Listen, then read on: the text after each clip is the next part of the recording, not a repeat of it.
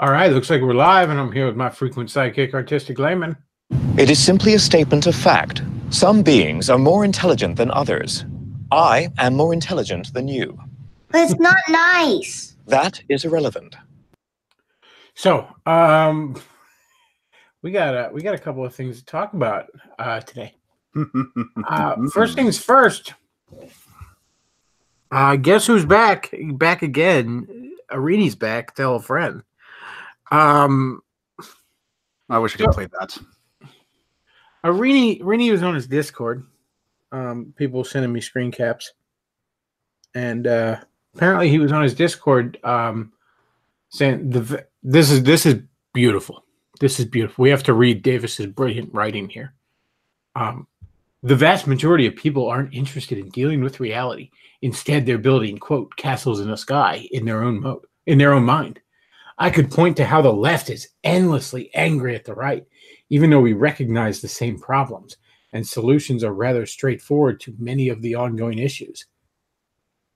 No, I don't think we were. No. But moving on. But I don't need to go that far. Just look at the right. Why did Bechtloff turn on me? Why indeed? If only there were hours of audio of me explaining in vivid detail exactly why. Does Davis not know the internet exists? Why did Bechtloff turn on me? Because I'm a threat to his castle in the sky. Presumably, he's dreaming of a world where it's America and every Christian gets to be their own pope and playing Mario games is considered alpha. My social critiques fundamentally undermine his impossible dream.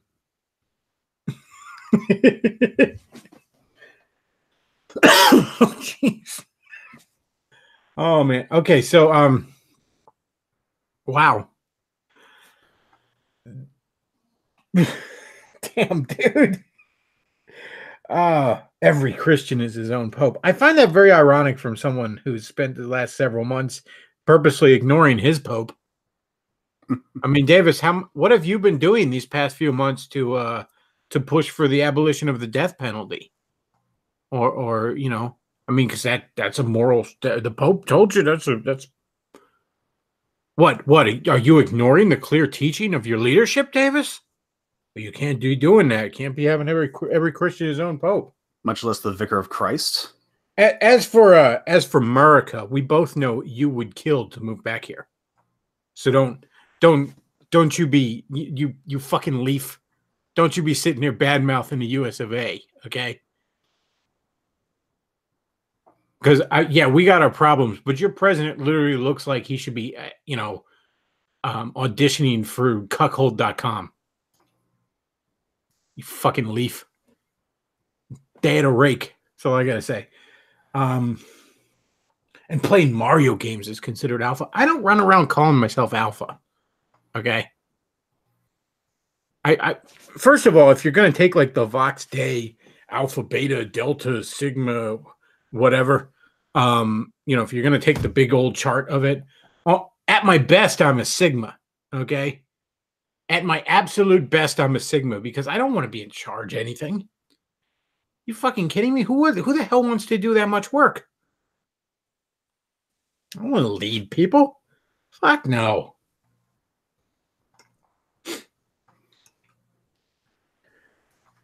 Oh, man. He also says at the end, very, very few people are discussing how to get pedophiles out the Vatican, something which we should all agree on. Instead, they're arguing over imaginary things. I seem to remember I kept trying to bring that topic up, and you told me to get fucked.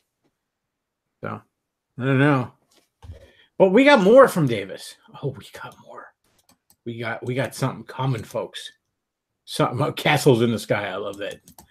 I'm just going to throw the link to this little screen cap for you there, Luke. Davis has said, does anybody know if Bechtloff has a regular streaming time during the week? I'm thinking about doing a stream, and I want to make sure it's at the same time as his to piss him off. I'm thinking of titling it, The Manifold Sins of Chris, the Comic Book Guy Bechtloff. Laughing smiley face, :D smiley face. Oh, man. Oh, he's going to show me. Oh, please fucking do, Davis. Oh, yeah, that title's not pretentious as hell. Please fucking do.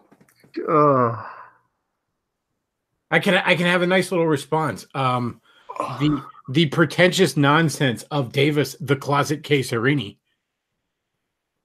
I can't fucking wait, dude. Please. And I got the super chats back, so let's have a grand old time. Yes. Yes. Let's just have a grand old time, Davis. Oh man. I mean, I don't know how many times I'm gonna teach you this lesson, but okay, I'll teach it to you as many times as you want. Because I was having a blast.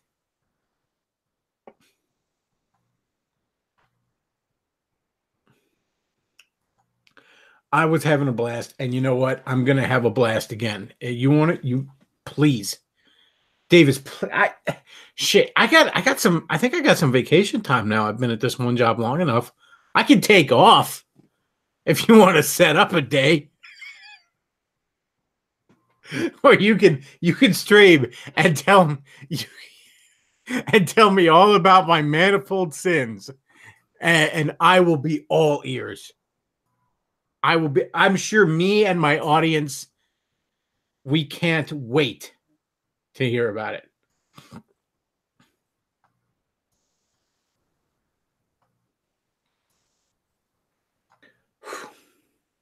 So, yeah, please. Holy shit, dude. Whew. I did not think you were. I didn't think you were coming back, Davis. I didn't think you were coming back for a while, and I thought if you did, that you would want to distance yourself from all this as much as possible. That you'd come back with like another channel with another name, talking about other stuff, just ignoring, the 4,000 former friends that they can't stand you anymore. But you truly are a discount crowd. That was the throwaway line when Luke wrote that song, because you're a discount crowd. You are a discount crowd. In that you can't learn. Why did Bechtloff turn on me? All joking aside here for a moment, Davis, because I know you'll listen. You probably listen every fucking time.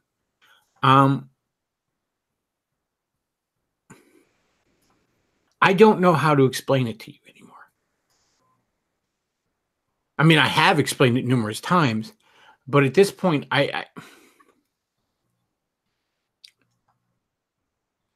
truly think you're never going to get it. You're never going to get what happened. You won't allow it's right in front of your face. But I'm not sure if you won't allow yourself to see it or if you're incapable of seeing it. I don't know. Do you truly lack the capacity? Because I'm a discount crowd. Indeed. Do you truly lack the capacity? I don't know. But I don't think you're ever going to see it. I don't think you're ever going to grasp. I don't think you're ever going to get it. You see, Davis, I have something you don't. I'm not going to tell you what that is. Because it's funny to me that you don't know. I have something you don't. And if you ever figure it out, if you ever figure out what that is, if you ever open your eyes, because it's right in front of you, you ever open your eyes and grasp that thing for yourself, you'll finally be free.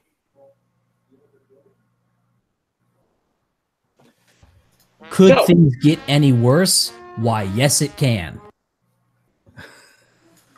So, moving on, I had a birthday this weekend, and several of you got me a few things off the Amazon wish list, which I appreciate. And people sent super chats and donations, right? Birthday wishes all around. I appreciate the hell out of it. It was a really good weekend. And I had a big, nice, fancy birthday dinner on Sunday. I went to a place called Plaza Azteca, I guess it's called. It's a chain Mexican restaurant, but it's a really good, kind of almost high, not super high end, not like 5-star Michelin bullshit, but like, you know, it's definitely a step above a lot of places. And I got a little something there called a Pinot Loca, which I get there just about every time. Luke, it's I threw a link in the chat if you want to throw a picture up of it because it looks amazing. This is, I got to try and make this at home. This thing is awesome. Basically, you know, you got steak and chicken and cooked onions and peppers and bits of pineapple, all served in a grilled pineapple. Oh, it's so good. Oh man, I gotta start making these at home or something. They're awesome. Happy birthday!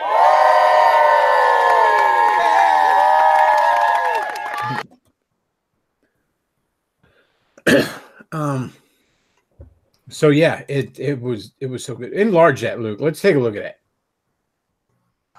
Look at that. Look at that. That thing was, and it was as good as it looked. Oh, I was painfully full at the end of that too. That's the damn thing's like the. I mean, it's a half a pint. The thing's like the size of your head, damn near.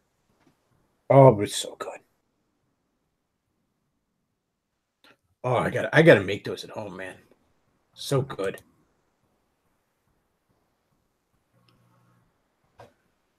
All right. Well, moving on from that.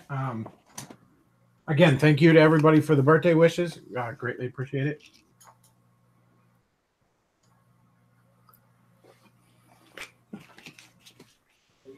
And let's take a look at some articles. I found a few interesting articles.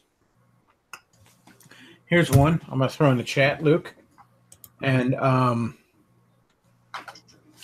this is off IMEMC News, which I'm not very familiar with, but apparently it's the International Middle East Media Center. I don't know if this is the most credible source in the world. Not very familiar with it, but I thought it was an interesting article nonetheless. So this is from January 12th of this year. Israeli police fire tear gas at Palestinian Christians protesting Israeli exhibit mocking Jesus Christ. We're going to file this under, again, useful idiot Christians. Israel's not your buddy. Hundreds of Palestinian Christians and their supporters gathered Friday in Haifa in northern Israel. I'm sure I'm pronouncing names wrong. In northern Israel to protest an Israeli exhibit that featured Ronald McDonald taking the place of Jesus on the cross. The so-called McJesus exhibit was created by Finnish artist Jenny Leonon and has been on display in a gallery in Haifa as part of a gallery exhibition called Sacred Goods. It recently came to the attention of church authorities in Haifa who called for the protest. The Greek patriarch said, while we express freedom of expression, that's a weird sentence. While we express freedom of expression, this should not include mocking and targeting our religion and religious figures. Again, you know, I'm American. I'm all for freedom of speech. So I don't think freedom of speech should. I don't agree with this statement. Let me put it that way. But I understand why he's like, you know, fuck this exhibit. The patriarch added that they blamed the municipality of Haifa for the exhibit. They said the municipality collects taxes, including those from Christians, that were insulted by this exhibit. This was especially insulting because the timing of the exhibit came just as Greek Orthodox Christians were celebrating Christmas, according to their calendar. The Israeli authorities claimed that the night before the protest, an unknown person threw a flaming bottle at the museum, causing minimal damage. During the protest on Friday, Israeli police say that 3 of their officers were hit by rocks and bottles and injured. Yeah, okay. I doubt that. Dozens of Palestinian protesters were treated for the effects of tear gas inhalation. Israeli Cultural Minister Miri Regev on Thursday weighed in on the issue, saying that she received many complaints of serious offense caused by the Christian community's feelings and asked the Director General of Haifa Museum to remove the controversial artwork. look, there's no secret, especially towards Palestinians, that the Israelis are brutal as fuck. And guess what? A large portion of the Palestinians, to my useful idiot evangelical friends, a large portion of the Palestinians are your fellow brothers and sisters in Christ. The Israelis are not. Okay? They have a book in which they claim that Jesus is boiling alive in hell in excrement and semen and urine. Even the Muslims don't claim that about Christ. But they should be ashamed. They should be sad. They should have to look in the mirror every day and say to themselves, yeah, I'm a whore for Israel.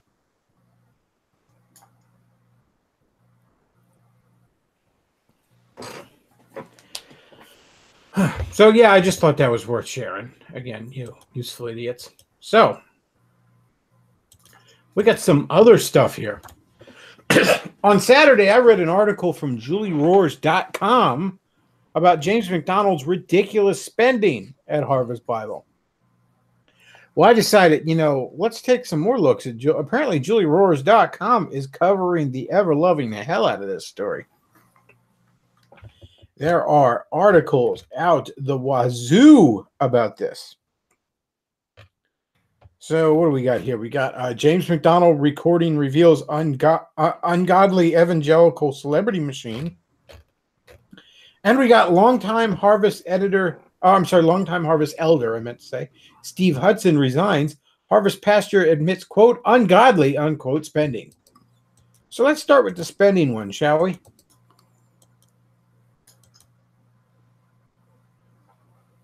And I'm going to throw this in the chat for you there, Luke. And as I said, this is off of julieroars.com. And the article, once again, from March 9th. Longtime Harvest elder Steve Hudson resigns. Harvest pastor admits, quote, ungodly, unquote, spending. Steve Hudson, the former chairman of Harvest Bible Chapel's executive committee and one of the elders who appeared in a video in 2013 excommunicating former elders, has resigned from the elder board. Also tonight, campus pastor Greg Bradshaw, head of the Harvest 2020 team, admitted that, quote, there's been ungodly behavior as it relates to the spending in our senior pastor's office, unquote. Bradshaw also admitted, quote, there hasn't been proper controls or good accountability, unquote, over senior pastor spending. That's quite the understatement.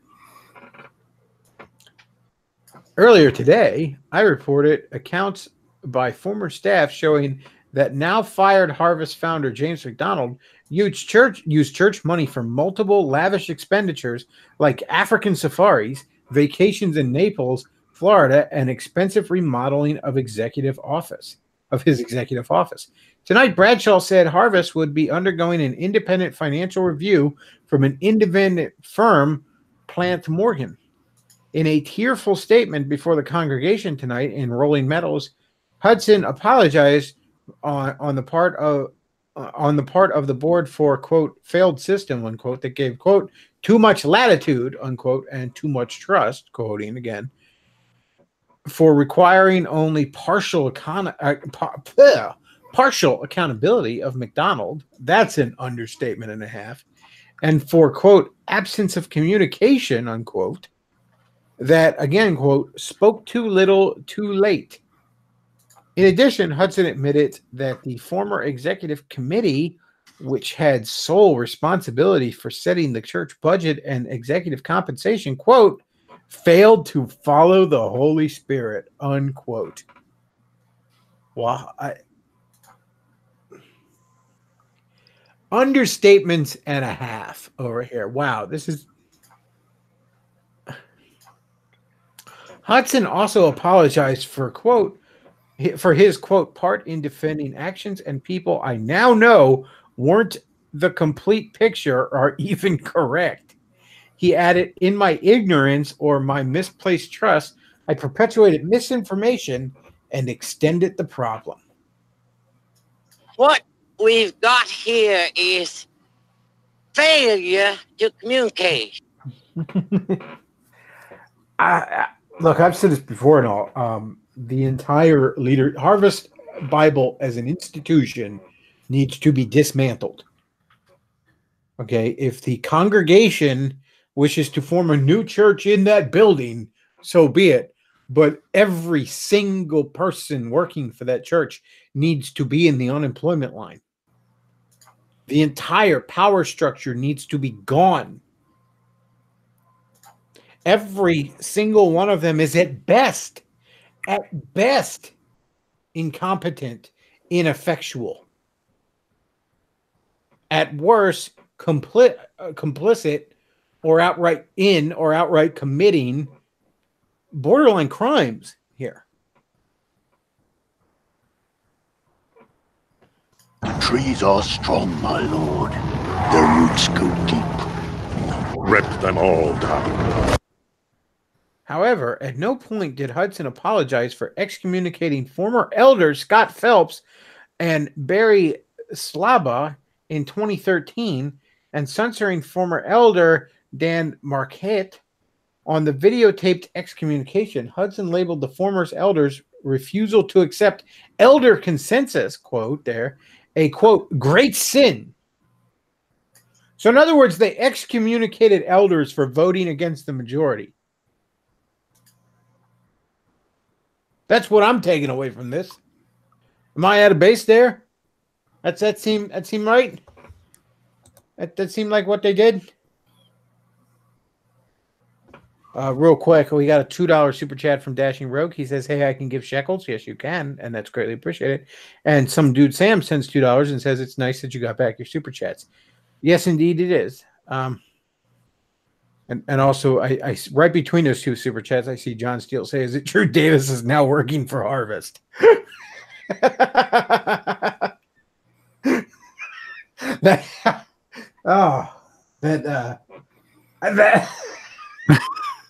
I think I would die laughing. I'm not even kidding.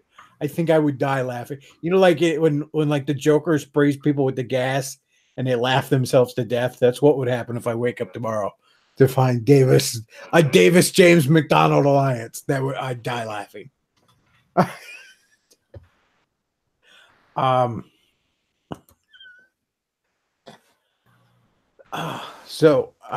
see. Okay. He also says that, quote, publicizing viewpoints rejected by the elder majority for any reason is satanic to the core. And warns that, quote, the people of Harvest Bible Chapel, he warns the people of Harvest Bible Chapel to avoid these former Harvest members at all costs, lest you incur great detriment to your own soul. So not only was it unacceptable that these people disagreed with the majority of the elder board, but if those people were to ever publicly say, you know, the elder board voted this certain way on this, but I just wasn't in line with that. I didn't agree with that at all. That would be satanic. It would be satanic to publicly say, I don't agree with that one thing my church leadership did. Maybe Davis does belong in this church. Holy shit. It sounds like his cup of tea.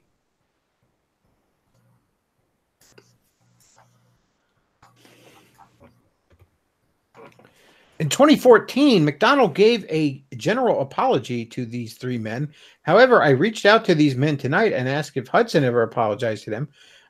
Marcourt, I'm so bad with names, people forgive me, responded, no, not in any way, shape, or form. Similarly, Phelps said, quote, we're still waiting 5.5 years and counting. And Sablah simply said, Steve has not reached out. It's funny, you know, after I've not yet I haven't gotten any you were right letters from my former church either. Because actually, I come to find out, I did a little digging. I was talking to some former members and some current members and whatnot of my former church that had gotten sucked into this. Apparently, they realized how bad this was and cut ties about 1.5 years ago. I wasn't even paying attention, didn't realize that. But, you know, I'd kind of moved on with my life. But yeah, it's funny. They come to realize Bechtloff was right without ever admitting Bechtloff was right. The saddest words of tongue and pen, Bechtloff was right again. Somehow, I told you so just doesn't quite say it. Hudson also offered no apology for the lawsuit the church brought against me and the authors of The Elephant's Debt and their wives. Personally, I found Hudson's apology severely lacking. This is a man who was as close to McDonald as anyone, and the chairman of the executive committee, he was responsible for the gross misappropriation of funds for McDonald's private use. He also lied and supported lies repeatedly. One of the biggest lies was the elder update about the dissolution of Harvest Bible Fellowship, which claimed that all HBF monies had been used for church planning purposes. Now we know major amounts of the money went to Harvest executive salaries and a systems upgrade for HBC Elgin. In light of this fact, I find the following statements by Hudson laughable. Quote, I've had some friends that have tried to console me saying you weren't alone, you did your best, or you just didn't know, unquote. Steve Hudson knew, and he didn't do his best. He lied. He covered up McDonald's sin, of which we were all aware, slandered former elders, and in the past few weeks obstructed those who tried to report the truth. I'm glad he apologized for some of those things tonight, but his repentance tonight was shallow at best. Similarly, I think Harvest's decision to undergo financial reviews falls short. Given the magnitude and scope of the financial improprieties of the church, Harvest should be inviting the authorities, not a private company, to do thorough investigation. Below is a video of Hudson's statement tonight and a transcript. Also at the bottom of the page is the 2013 excommunication video in which Hudson took part. I'm also posting audio of Hudson's statement at the Harvest 2020 update, which followed. This goes on for a while. I do want to probably listen to the excommunication video, but I might not play that live. I don't know. Hang on. Luke, just play the audio. Okay, so on this page, down at the bottom, you'll see excommunication video. I want you to go down and just play the audio of it. You don't necessarily have to play the whole video. It doesn't look like a YouTube video either. It looks like it's embedded directly in the site. So excommunication video. Got it. It's 5 minutes and 50. Boy, I do podcasts. You'd think I could talk. It's 5 minutes and 57 seconds. So let's go ahead and give this a listen. And I'm so thankful to be part of this church. This church is such a great blessing to me and to our family. And I just want to remind you that God has entrusted spiritual authority to the local church. And every local church has an authority under God. We believe that the Bible teaches that the authority of the church is vested in the elders. And when the elders speak collectively in agreement, they speak for God to our church. That's about as serious gets. I don't think so. No, elders is definitely the way a local church is run, but no, they don't speak for God. No, you better you beware just about anybody that claims to speak for God. Here are 4 of the elders in our church that have a message for us that we would do well to take heed to. So listen very carefully. These 4 men are speaking on behalf of the entire elder board of our church on every campus. Except for the ones we're lynching. All right, go ahead. Sorry. My name is Paul and Sarah. My name is Steve Houston. My name is Randy Williams. My name is Jamie Harrison. All but one member meeting is successfully behind us. But we come to you today further fulfilling our pledge of greater transparency with a sad but necessary message from our entire elder board of our church. We need to communicate with you regarding the discipline of 2 former elders and their combined effort with other former elders all outside Harvest, working to discredit our elder board and destroy our pastor.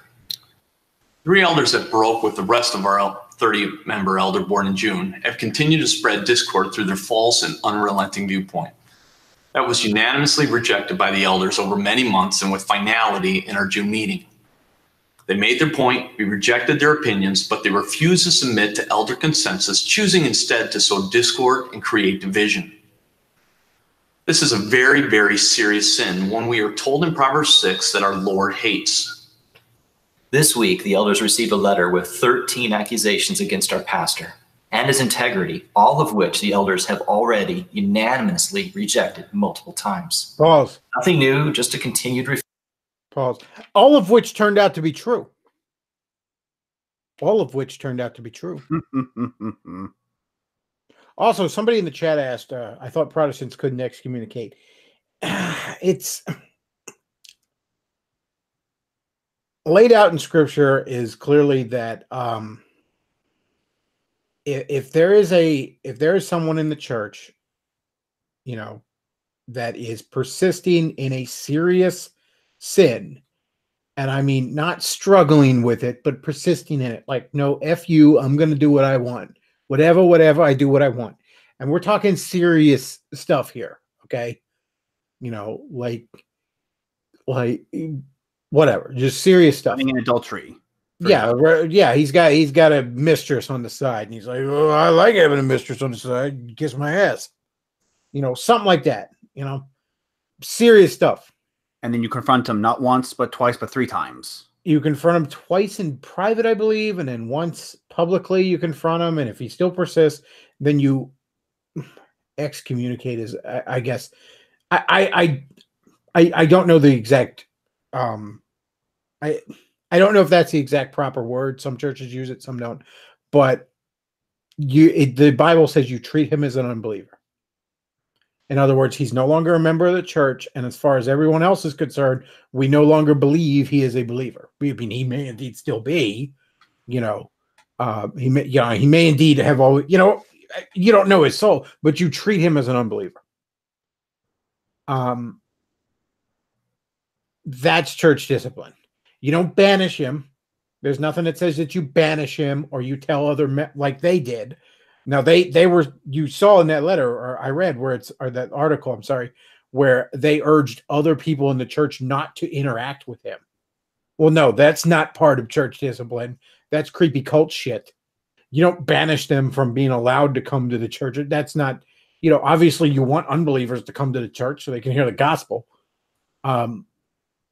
But you treat him like an unbeliever and you remove his membership, any official membership kind of thing in the church.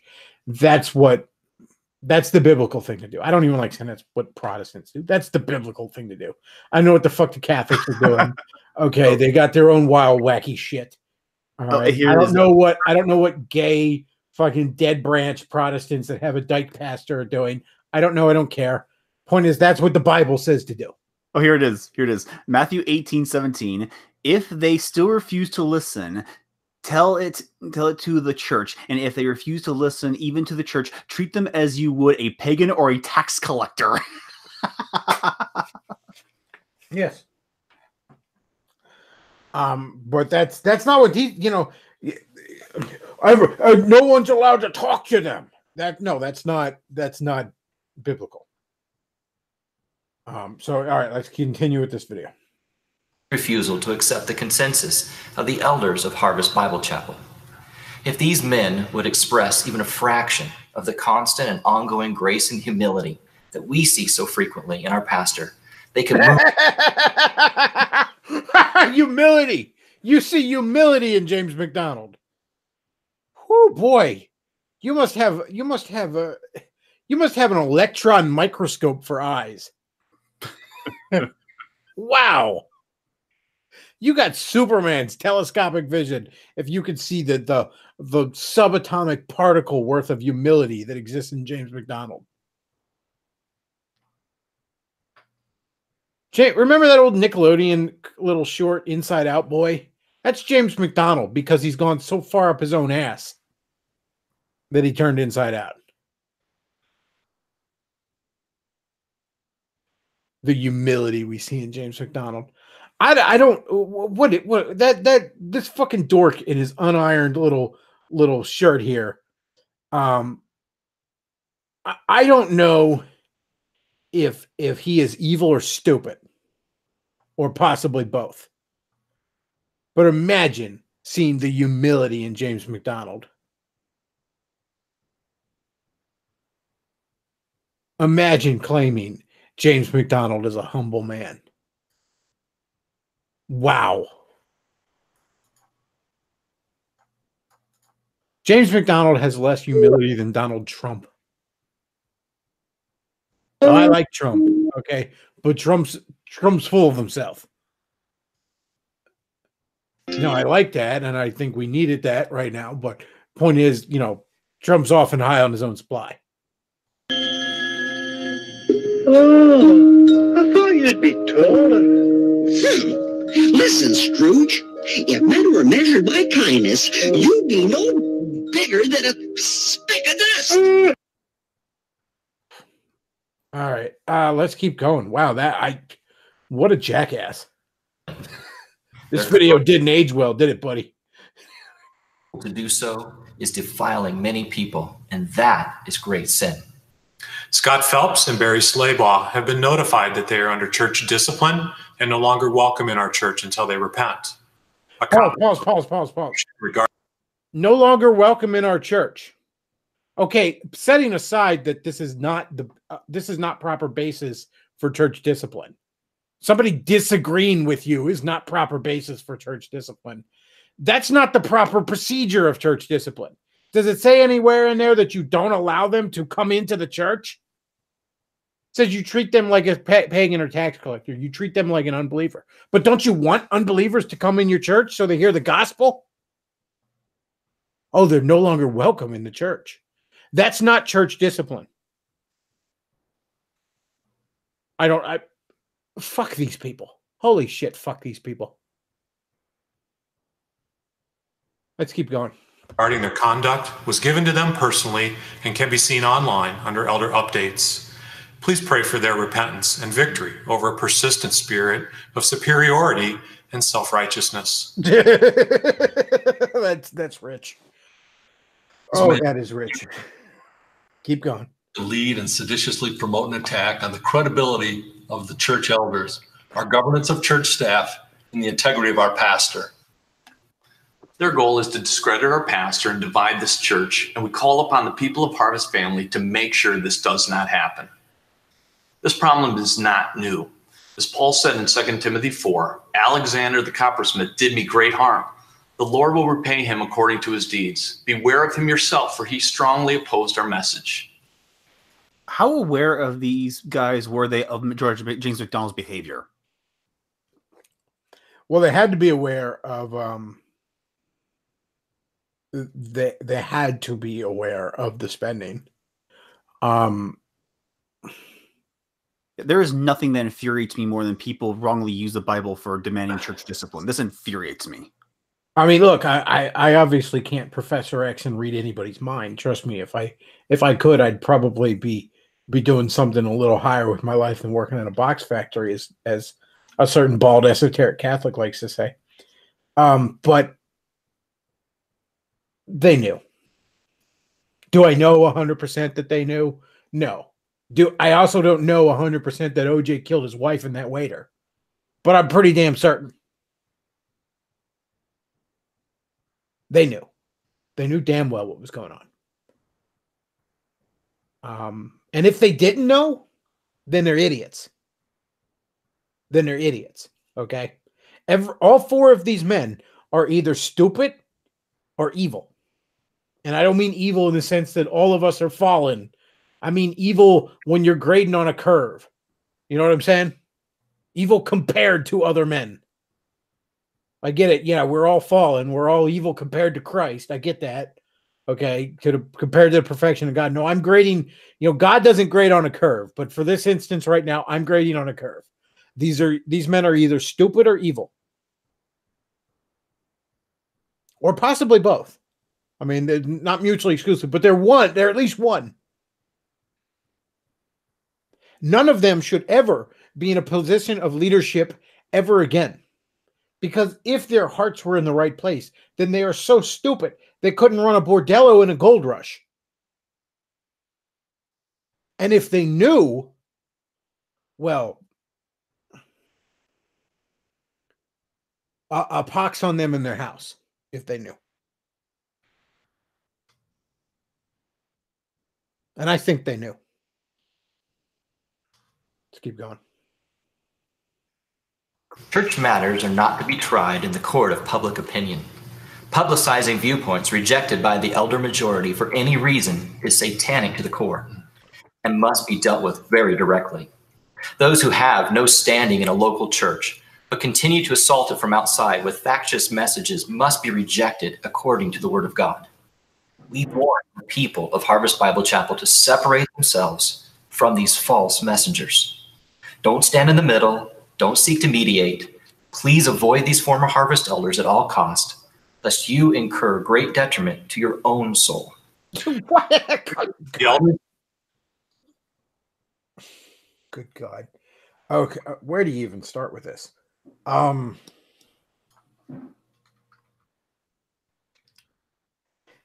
You know, part of how do I want to put this? Nobody seems to understand an idea of, or these types of people, I should say, don't seem to understand an idea of what's the term I'm looking for? Loyal opposition, as it were.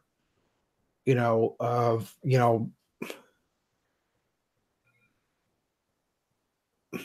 of the things, after my church got involved in Harvest, and they adopted this same style of leadership, one of the things I got tremendously bitched at for, they were doing a Halloween outreach, like let the trick-or-treaters come in and they give them candy and let them play little games and give them Bible tracts or whatever. And, great stuff. I was excited to be a part of it because I love Halloween. Halloween's like literally after Christmas. Halloween is my favorite day of the year. I loves me some Halloween. So, I'm there with my Freddy glove, which, kind of annoyed some of my fellow Christians there, but I'm wearing my plastic Freddy glove that I got years before, I think, at a flea market. And, I'm having a grand old time. I'm laughing with the kids, and it's just great, giving out candy and, all that kind of stuff. It's a fun time. But I got home and I wrote on Facebook how awesome it was that we were doing a Halloween outreach. And I had one throwaway line in this paragraph where I said, I think it's gay that we call it like Fall Fest or something like that, because that's what we call it. We wouldn't call it Halloween. And I said, I think that's kind of lame. And I think it's a little bit silly that, we're the same people that would get mad if you said Happy Holidays instead of Merry Christmas. And we won't say Happy Halloween when we're handing out candy to a trick-or-treater. I think that's lame. So I had that one little throwaway comment in a post on just my private Facebook, not even my blog or something like that. And I got chewed out about how dare you criticize us. We have reasons for what we call it and all this other stuff. It's like my post was 90% positive that I was so happy we were doing this. And I just expressed my opinion that I think the name was gay.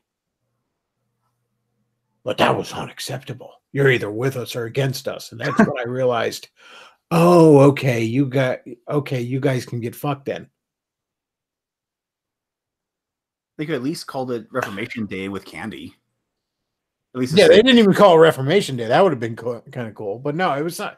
It wasn't Fall Fest because I can't really remember exactly what it was. But it was bright. I remember now. It just came back to me. It was Bright Light, Dark Night, or Dark Night, Bright Light, something like that.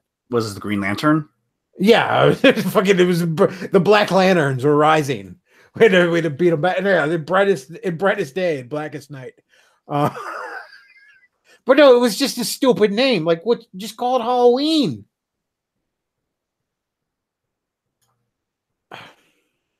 Or yeah, Reformation Day if you got to really have a stick up your ass about it.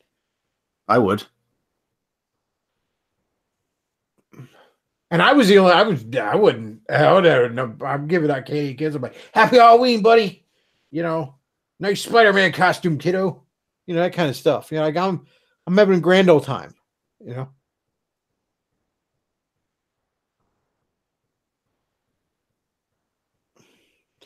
Some dude Sam says, what's the fascistic militaristic regime?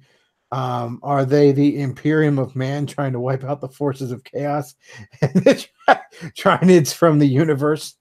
And by the way, some people are messaging me that they want on Skype. I might take callers by the end of the thing, but not right now.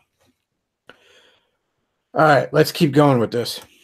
Consorting with the fallen ones is heresy. Enough! Of Harvest Bible Chapel, 30 men who meet frequently and closely with Pastor James and know firsthand his character and conduct, want you to hear.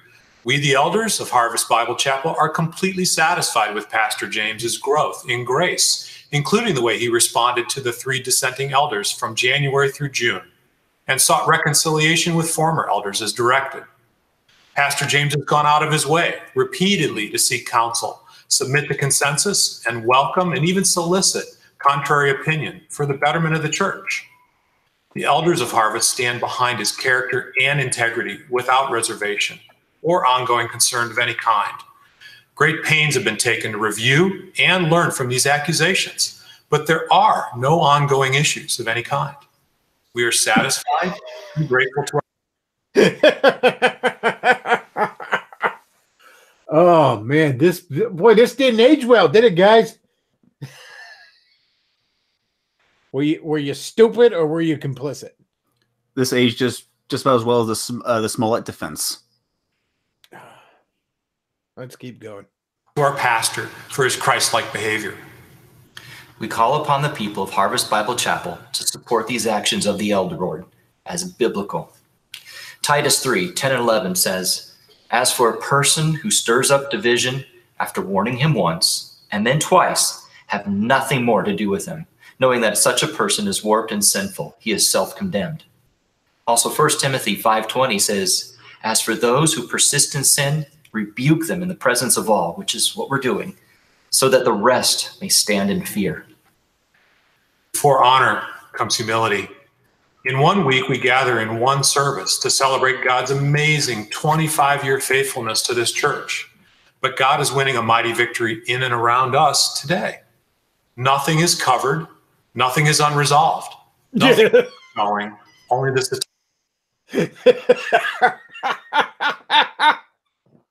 Oh man. Oh, you asswipes. Oh, let's keep going. Attack from the enemy. Let us examine ourselves for unconfessed sin and seek to live in fear of the Lord, lest bitterness overtake us. Oh, folks. So yeah, there you go. That was good Lord. What a bunch of dirtbags. They knew. They knew. They knew.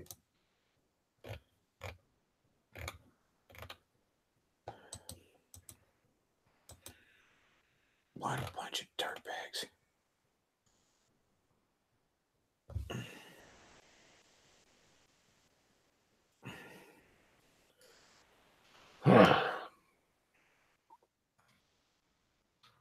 I mean, imagine.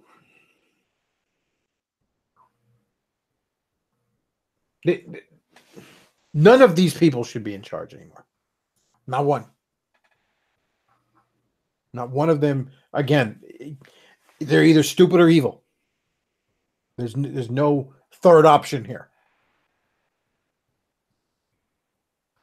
They are either just as bad as McDonald or they're useful idiots. Not one of them should be in any position of power in or out of the church ever again. I'm not sure if they truly were believing all of McDonald's bullshit, then they are so stupid. I don't know that they should be trusted with scissors.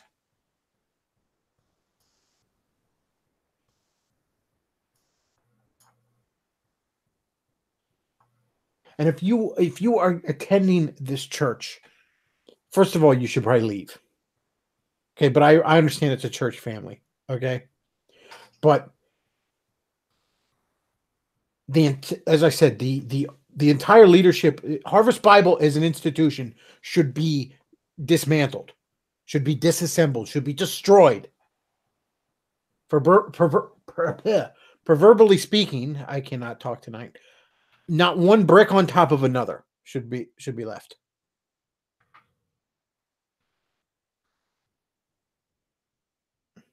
It should be completely dismantled, and as far as I know, the authorities are not yet involved in this, but they should be. They should be.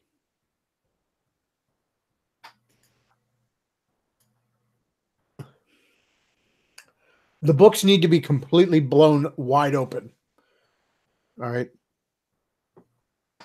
Every crevice of this festering pile of corruption needs to have light shined on it. And every small local church that allowed itself to get assimilated into this nationwide and even global network of satellite churches that these people assimilated, you need to get back your autonomy, get back your independence, and then your entire leadership needs to take good long looks in the mirror and say, how did we throw our lots in with these people? Why did we fall for this crap? And I'm not throwing stones on that one because I've fallen for dumb shit before. There's one guy I can think of I used to associate with that I cringe at the thought I used to defend him. We all have our blind spots. But you need to take a good long look in the mirror and say, why didn't I see James McDonald for what he was?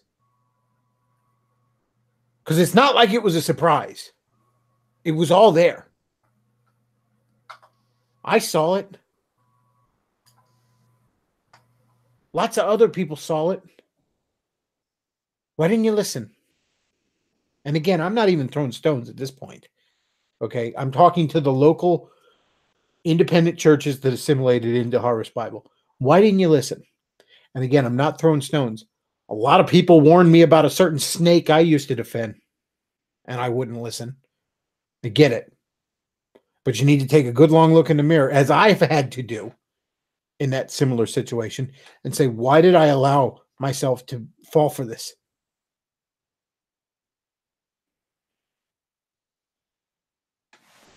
And as I said, Harvest Bible as an institution needs to be completely disassembled.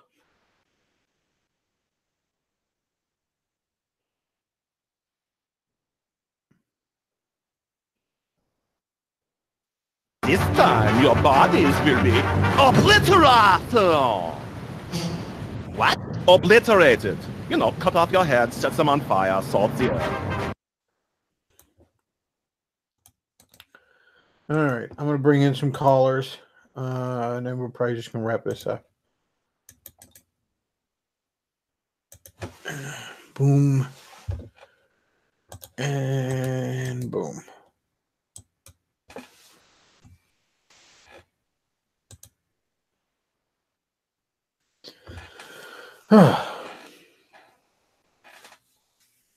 As I said, every one of these elders needs to never be in charge of a thing again. And James McDonald probably needs to go to prison. Hey, Bechtloff, what's up? Not much. Yeah, I've been listening to this podcast, and it's just ridiculous. Like that whole excommunication video. Was that posted publicly on their website at the time? I don't believe that was part of their. That looked like that was at their church. I don't believe that was meant to be public.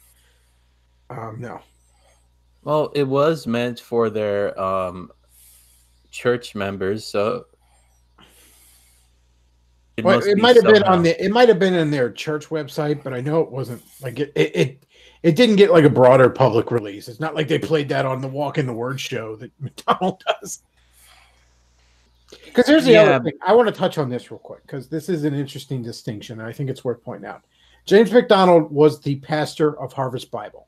So he was in charge of Harvest Bible. But James McDonald also had a ministry called Walk in the Word. And a lot of pastors will do this when they get to a certain level. And I guess probably some small-time guys do this on a small-time level. But James McDonald would take his sermons and release them as radio shows for half-hour chunks on Walk in the Word. And he would have a ministry through that. I don't begrudge James McDonald making money hand over foot on that. I really don't, because as long as that ministry is the Walk in the Word, as long as it is meeting its expenses, then I don't mind him taking a salary off that, a really big salary, if that's the money it's raking in, because the only ministry of that show is to put those sermons out there. The church Yeah. is a different matter because the church has way more functions than just having sermons. But the sermons are his intellectual property. If he wishes to leverage them for another endeavor, that's his concern.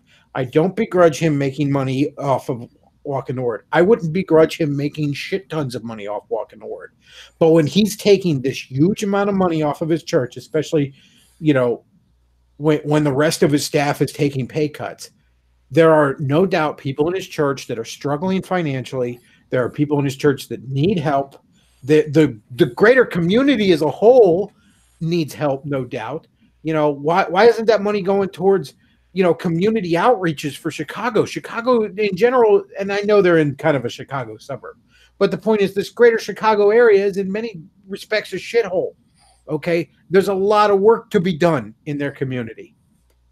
I don't begrudge James McDonald making money. If he had his fucking private boat and safari off Walking the Word money, I wouldn't begrudge that. Well, the the only closest ministry there is the nature of those sermons. Now, I don't think the sermons were very valuable, but that's a whole different topic.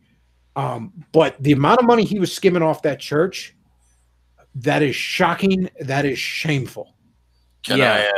I mean, there was something I wanted to say. One second, John. Let me. What were you going to say there, some dude? Yeah. Well, I mean, the closest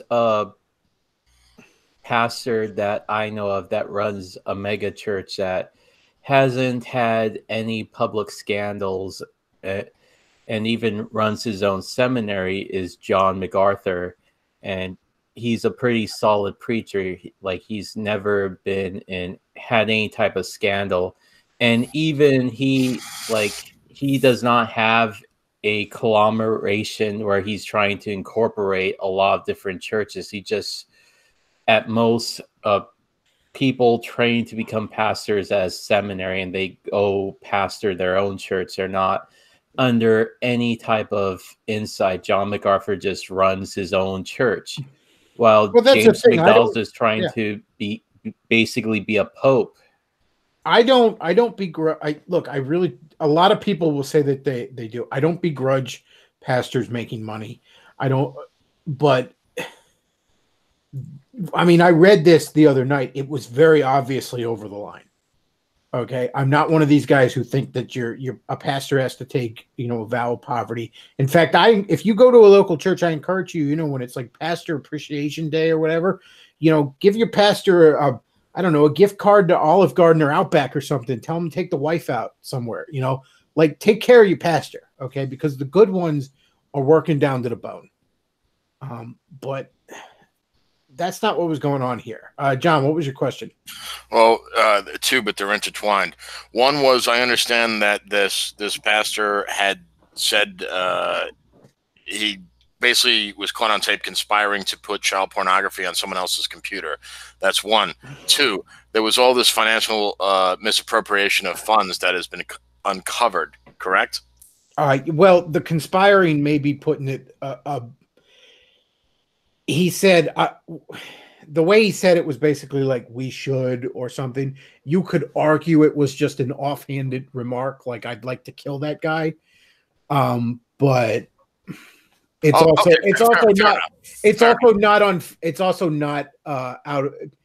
not unfair to say that he was. Let me put it that way. But someone could defend and say he was just blowing off steam. He was mad. Okay, so I don't know why he didn't say I want to kill that guy and not I want to put child porn on his computer. That's it's weird that's where he went with it. You know, I mean, I've been mad and like I'd like to strangle that motherfucker, not like I want to frame him for child. That doesn't pop into my head right away. But yeah, well, that does say something about his character. But back to my specific question regarding the misappropriation of funds, like the stuff that came out about where the money was being spent. As far as you know, is anyone pushing for a? I'm trying to think of I know the IRS, but I'm also thinking there's another. I don't know if the FBI would be in charge of this. Is anyone pushing for this? Because this would be federal, because it would be multi-state. Because the way you described Harvest Bible, and fairness, yeah, forgive me, I didn't know Harvest Bible existed until you. Well, here's the thing. Here, as I understand it, and I'm certainly no lawyer, but I have a reasonably good amateur understanding of this. What he did isn't really embezzlement because he had the okay from the rest of the organization, as it were, the rest of the power structure, right? So you can't really call it embezzlement. Embezzlement is more stealing from the company or the organization. That said, though, where he can, and I believe should, get into real legal issues is all this stuff that he was getting, right? Like a safari to Africa, for example. That's income. Now he probably, it almost certainly seems that he wasn't considering it income. It was just part of his job, quote unquote, a lot of this stuff when it was income. So in other words, he likely has a tremendous amount of unreported income. And we're not talking about like, your buddy paid you $100 to help fix his fucking lawnmower, unreported income. Okay. We're talking about tens, if not hundreds of thousands of dollars a year of unreported income. Hey, Luke, could you Google how much a safari costs to go to Africa? Like including flight, hotel stay? The safari itself cost tens of thousands of dollars. I don't know how much the trip costs, although he was technically there on a mission trip. I would argue there's definitely the the IRS definitely should be looking into this. Well, the Irish is very skittish about the religious thing. The only time the IRS usually gets involved in these kind of religious misappropriation of funds, if there's other crimes that are, ancillary to it. Do you know what I mean? Mm-hmm. Well, the other thing I don't think it's unreasonable for the FBI to be looking into this guy a little bit, because I'm sorry, when somebody says I want to put child porn on his computer, I know you can argue. That's why you can argue he was just bullshitting with his buddies. But the thing about it is, it's like it didn't really sound like that. And implied in that statement is that he either knows where to get or is in possession of child pornography. Yeah, basically, where there's smoke, there's fire.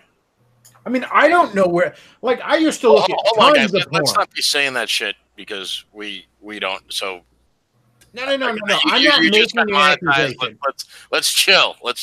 I'm not making an accusation. I'm just stating a fact that when you say I want to put child porn on someone's computer, implied in that statement is that you, at the very least, know where to get it,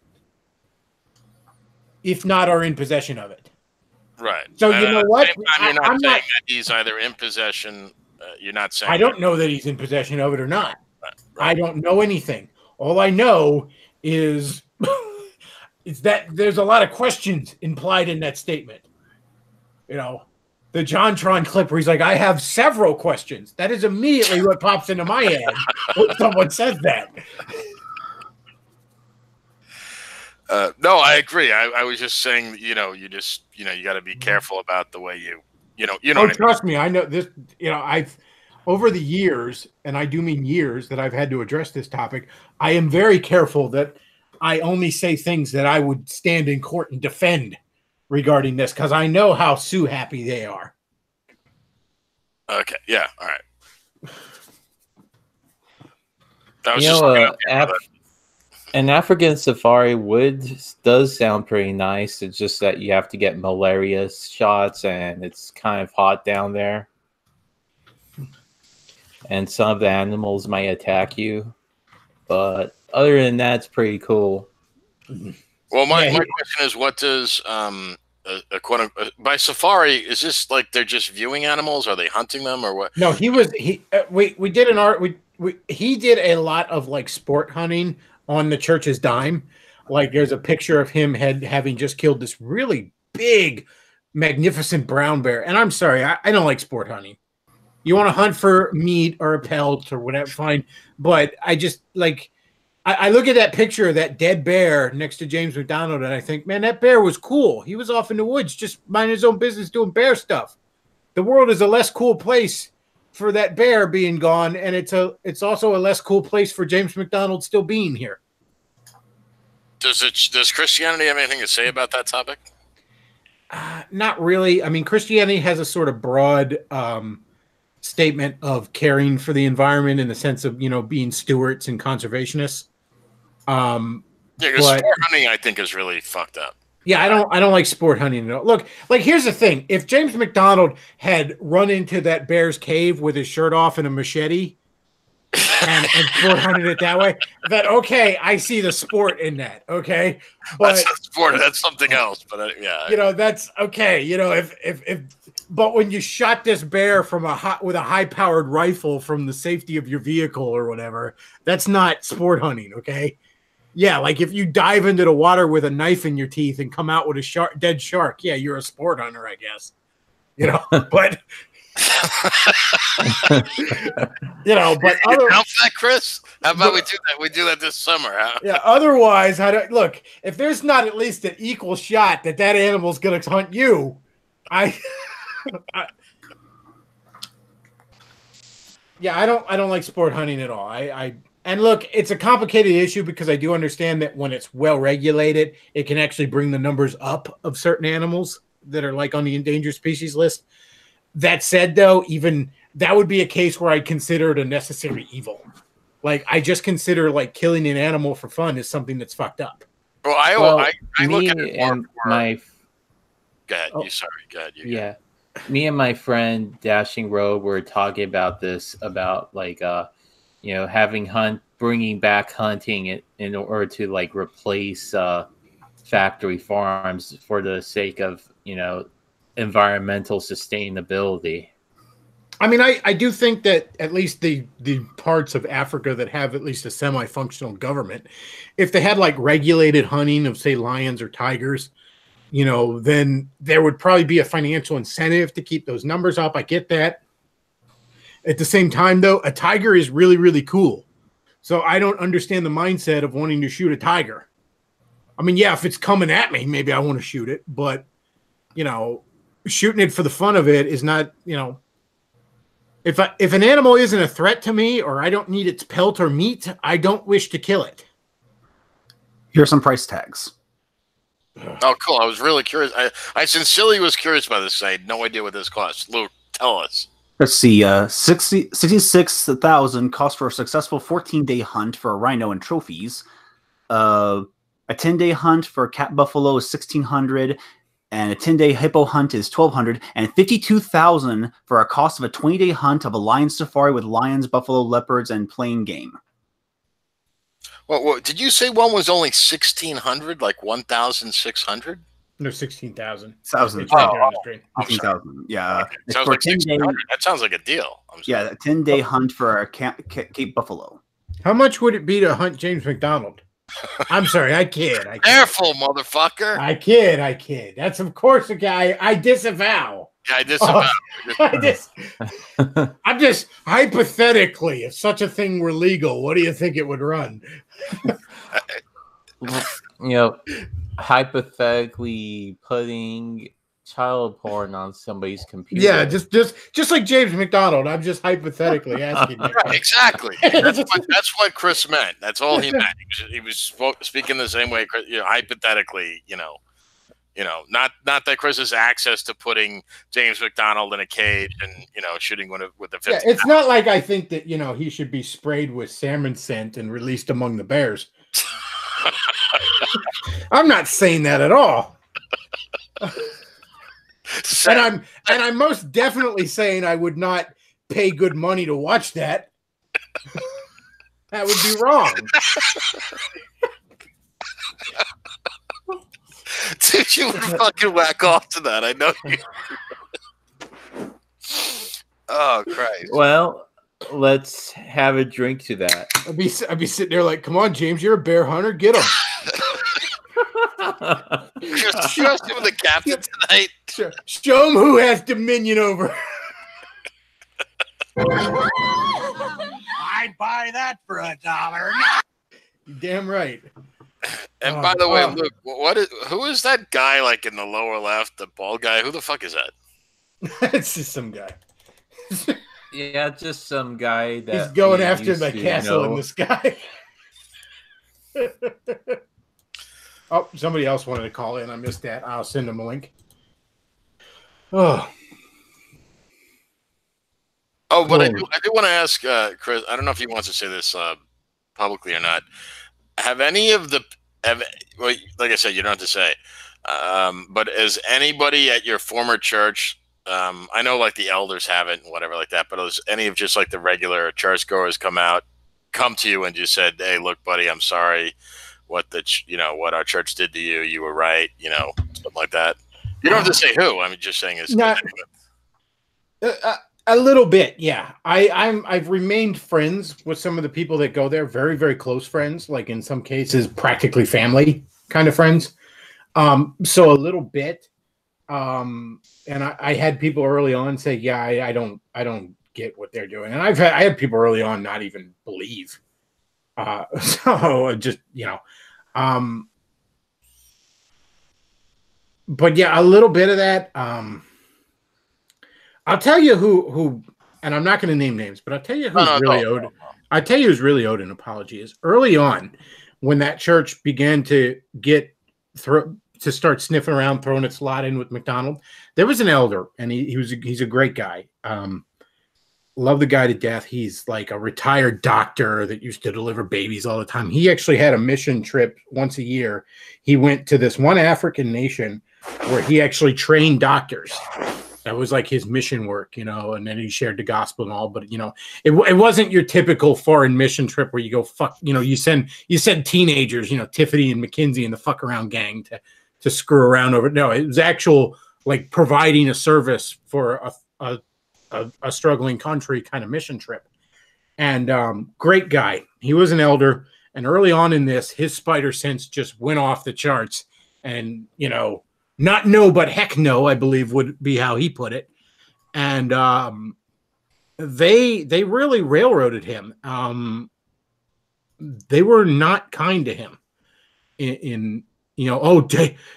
This guy's lost his mind was some of the things that that were getting said by, and he's definitely owed an apology. I actually was chatting with him, and I was like, I don't know about you, but I didn't get my "you were right" letter in the mail, and yours should have gold leaf on it. Well, sorry for asking, because this guy sounds like he's all aces. Did he have a good support structure outside the church when they kind of? Oh yeah, he found another church, and he's got good family structure and all. Oh, okay.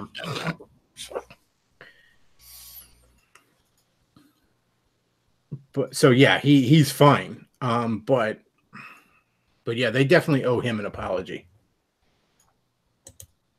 But it seems like a person like how do I say this? I'm trying to think about the way that kind of transcends like Christianity or religion.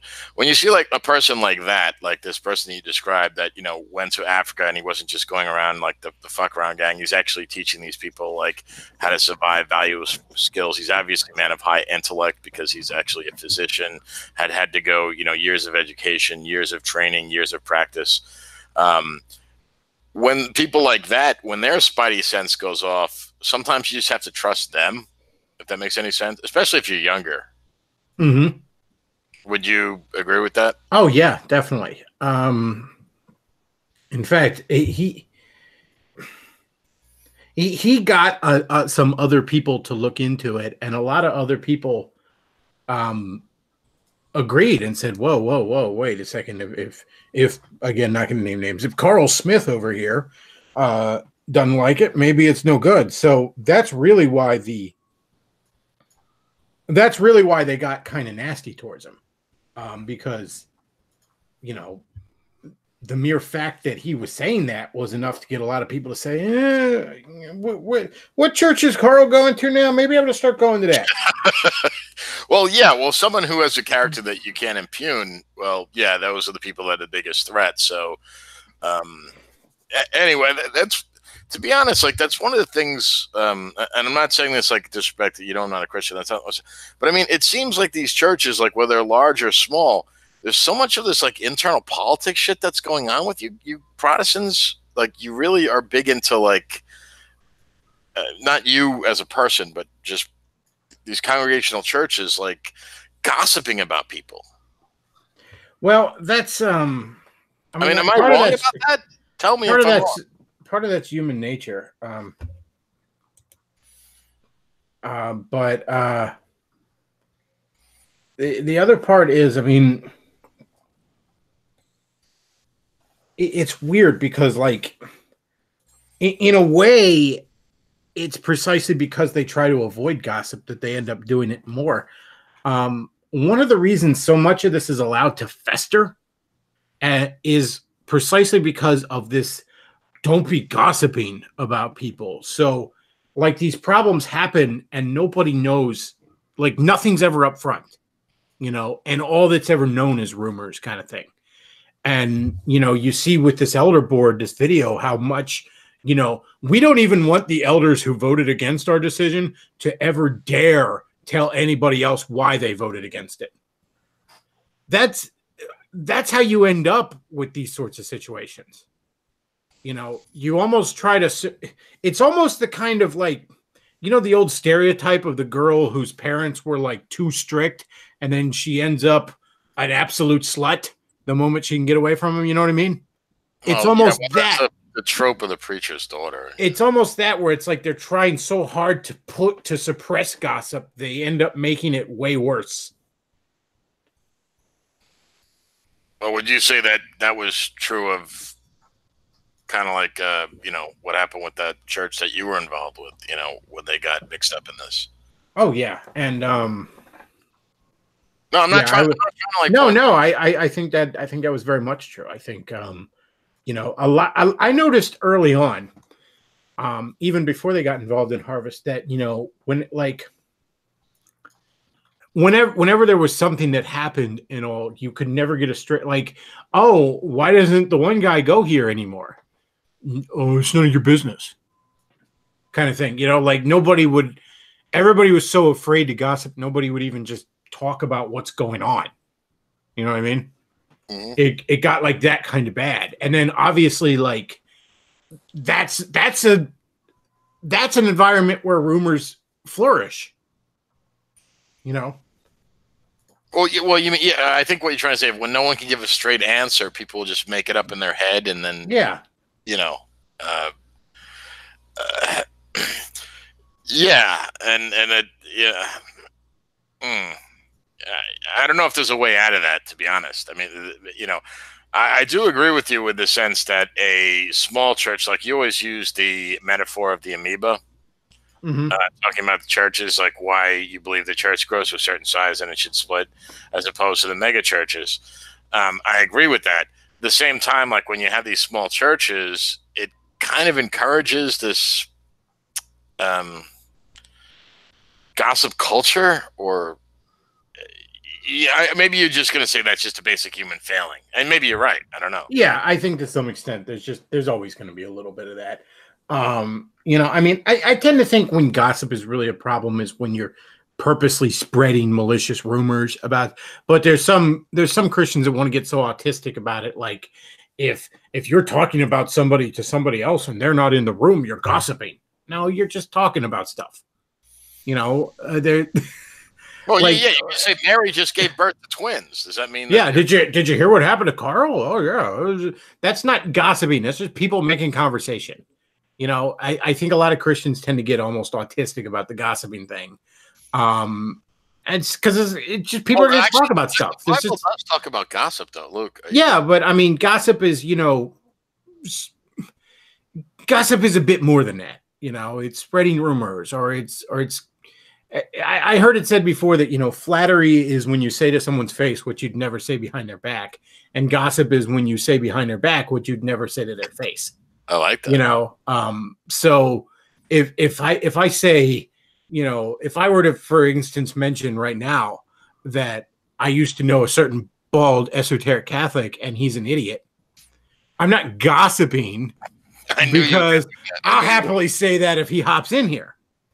You see, that's the difference. And also, this isn't a private conversation. But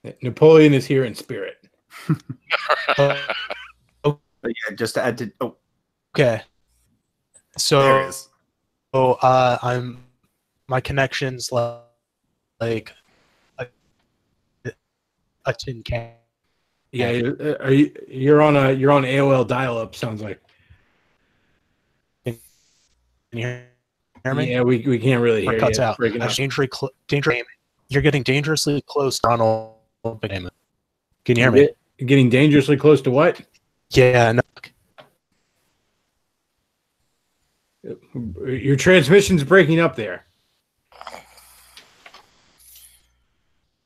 Major Tom to ground control. I'm getting a distress call. It's broken up. It's probably the internal mic on his cheap Dell computer or something. All right, He's doing his best, but that's probably all he can do. No, but anyway, I was just curious because I just found out like right before you came on, and I actually missed the first 20 minutes of your stream about the. Yeah, I mentioned that he's like, I think I'm gonna do a stream on the manifold sins of Chris the comic book guy Bechtloff, and I'm like, yeah, that sounds fantastic. Did you use the word manifold sins? Yes, those exact words. That's what the screen cap says, and you know what? Okay, I want to just say that me and my audience would be absolutely okay, absolutely all ears. All right, what's on your mind there, Napoleon? Dang it, he's gone again. Like an angel's kiss gone into the wind. I think some of the free folk hexing has something to do with that. Yeah, they got him. They got him. Fired a magic missile right at his mic. I think the intended target was you, Bechtloff. It missed. That was good. That was excellent. Okay, no, so you're not afraid of the magic missiles. Are you going to say that publicly, Chris? I am not afraid of the magic missiles. So I eat Steve's Jerky, which is, of course, the sponsor of tonight's stream. And Steve's Jerky will defend you from the hexes of wizards and warlocks. So do check out Steve's Jerky because it's both delicious and, in my personal experience, protects you against magic spells. Okay, well, with that said, I'm going to check out. Thanks for having me on, and peace out to everybody. It was fun talking. Yep. All right. And also, Steve's Jerky breaks Lent, which also should piss off Farini. And also, down below, you'll see we got the tip jar, we got the PayPal, Patreon, and Amazon wish list, which are all ways you can support the show. And of course, there are super chats, which we got a couple of tonight. Thank you for that. And all right, Napoleon, one last shot. Can we get you?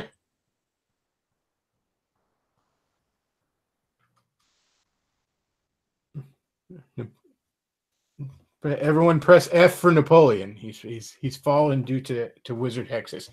All right. That's about all we got for tonight, folks. I want to thank you all for listening. This was a pretty good show. And stay tuned because hopefully in the next few days we're gonna have a big brain nibba explain to us all about my many sins, and I am all ears. So that's all we got for today, folks. I want to thank you all for listening. Bechtloff out.